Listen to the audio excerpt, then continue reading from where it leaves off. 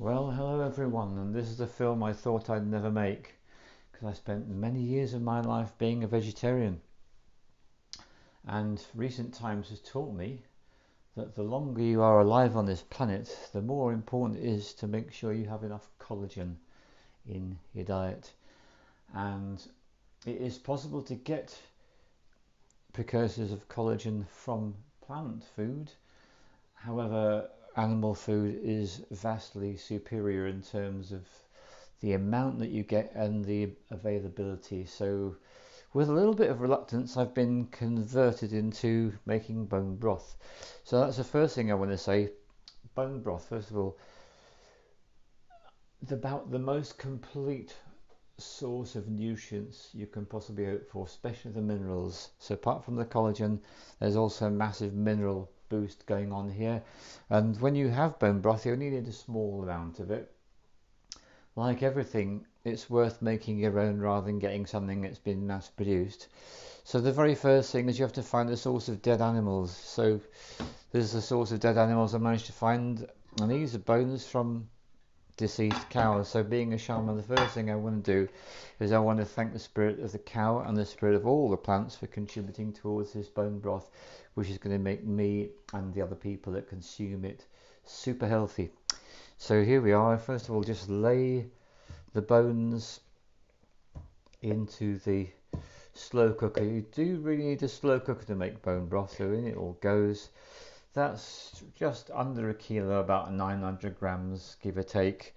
So that's my bones in there to start with. And there are obviously little bits of fat and meat on it, depends on the source you get as to just how much bone you get in there. But it's the bone that we're after, because what happens is this is a process whereby all the really powerful nutrients are extracted slowly over ideally a 24-hour period. In fact, I recently read a book about life in China which strongly suggests that they take even more time to prepare their bone broth, but 24 hours is plenty long enough. So to that I'm going to add some very conventional ingredients. So first of all, I've got some onion. It's literally just an onion that I've cut up. And what you want to do is you want to poke the other ingredients into the gaps that you've got around the bones. So that's the onion. I'm going to follow it up with some garlic, and now some carrots.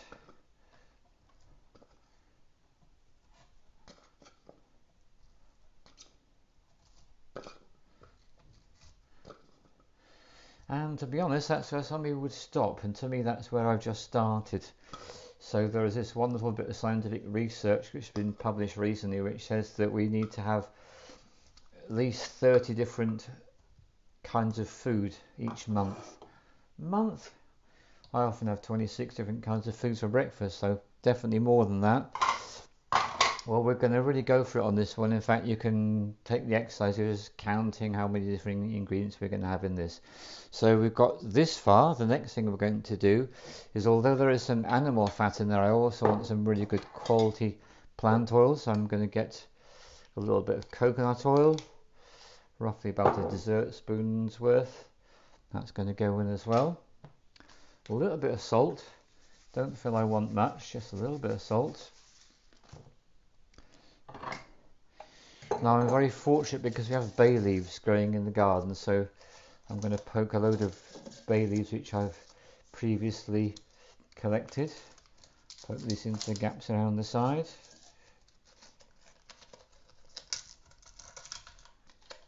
I'm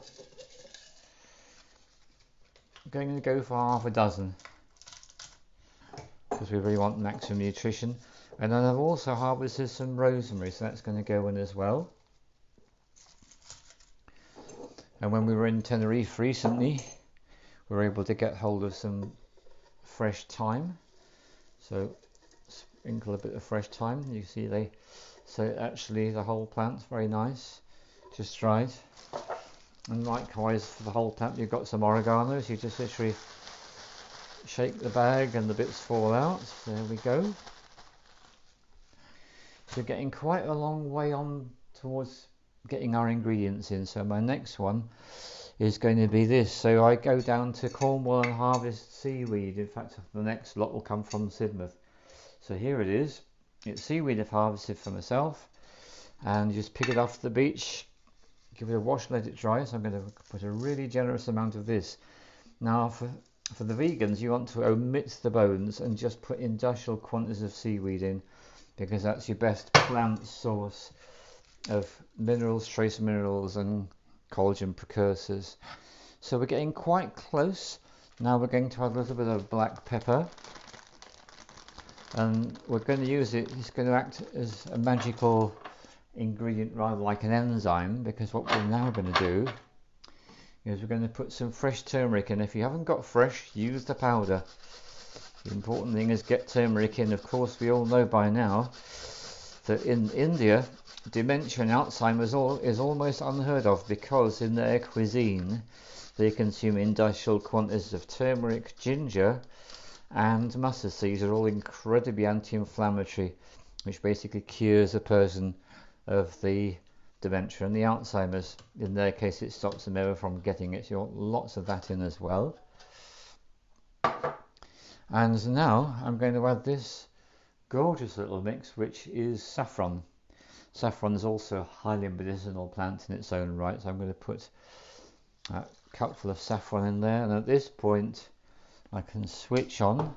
I'm going to put it on the 2 setting, which will make it go a bit quicker, and I'm going to rinse out the glass cup with some more spring water. Best if you can use spring water if possible, and fill up. There we go. So just fill up with the spring water, and we have got a really good bone broth on the go. And what I will add to this, I will add some wild garlic, because it's still in the season. Just picked some yesterday, so I'll get a bit of wild garlic in there on the top as well.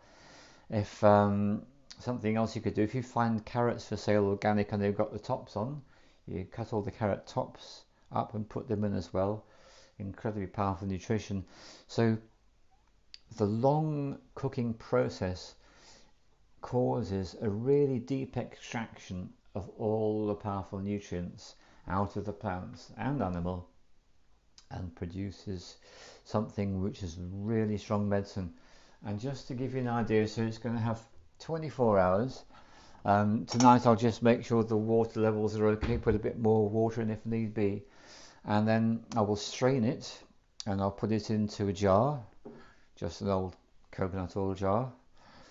And what I'll then do is, when it's ready to have some, I will put some into a saucepan, heat it up to boiling, and I will have it in a little bowl like that, so you can see it's a really small amount. And you have it as a starter, the idea is. And because I'm a person that was a vegetarian for such a long time, I'll be really blunt with you, as I always am. I frankly struggled with the taste of this. I've been able to imbibe all sorts of plant medicines, herbs, you name it, no problem whatsoever. But the taste of this, it just violates my old vegetarian programming from all those decades. So what I do is I put a teaspoon of miso in, because miso is something I've had for many years in miso soup. So when I put a bit of miso in my bone broth, it just gives me a taste I'm familiar with, and then get over my little hang-ups about the fact that it's an unusual taste.